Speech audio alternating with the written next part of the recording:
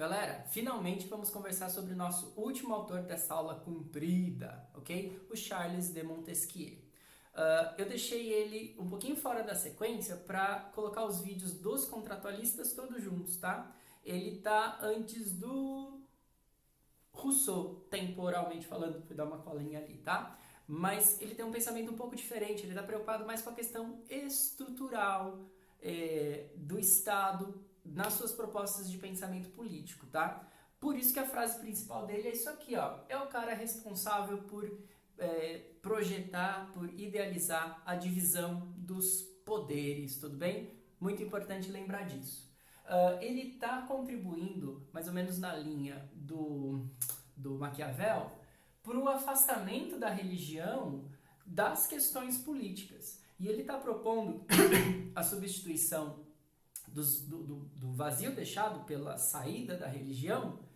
Ele está propondo que esse vazio seja preenchido pelas leis, ok? Ele tem até um livro que chama Do Espírito das Leis. Então, as leis, para ele, têm a capacidade de organizar a sociedade, porque ela também conforma a moral de cada um de nós, dos indivíduos. Ele vai falar que as leis, elas são importantes para evitar os dois grandes motivos de guerras. Quais são os dois grandes motivos de guerra? Os conflitos externos entre as nações e os conflitos internos entre as pessoas de dentro de uma nação, de dentro de um país em si. Ok. E essas leis todas que ajudam a evitar guerras, elas sempre devem versar sobre os direitos e sobre o poder político. Então as leis têm esse caráter fundamental. Identificar e melhorar e parametrizar os direitos e o poder político. E é nessa parte do poder político aqui que nós falamos talvez da maior contribuição de Montesquieu. Quando ele fala do poder político, ele vai nos ensinar que, especialmente dentro da República, né, isso faz sentido dentro da República, eu não posso ter a concentração do poder na figura de uma só pessoa, porque senão a gente volta lá para Hobbes no absolutismo. Eu preciso ter uma divisão dos poderes de controle do Estado. E ele vai falar sobre o executivo, sobre o legislativo e sobre o judiciário. E essa divisão de poderes, ela vai acontecer gerando uma relação de freios e contrapesos. Então é como se isso aqui fosse fluido, mas se um desse aqui fizer força para cá, o outro vai ter que acompanhar.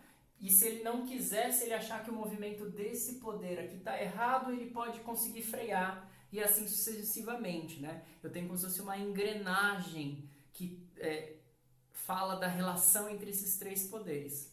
Um exemplo prático disso é quando a gente vê o presidente da República, chefe do executivo, editando uma medida provisória. A medida provisória vale a partir do momento que ele assina, mas tem uma validade de 90 dias, não lembro se 90 ou 60, porque dentro desse período ela precisa ser votada pelo legislativo, porque senão aquela medida provisória caduca, ela cai e ela para de valer. Então ele pode ter ideia, vale no começo provisoriamente, por isso medida provisória, até que ela seja ratificada pelo legislativo. E o judiciário nisso? O judiciário nisso vai dizer que desde o comecinho a medida provisória assinada pelo Poder Executivo, ela tem que ser constitucional. E cuidar da Constituição é o que é a principal tarefa do judiciário. Beleza? Um abraço.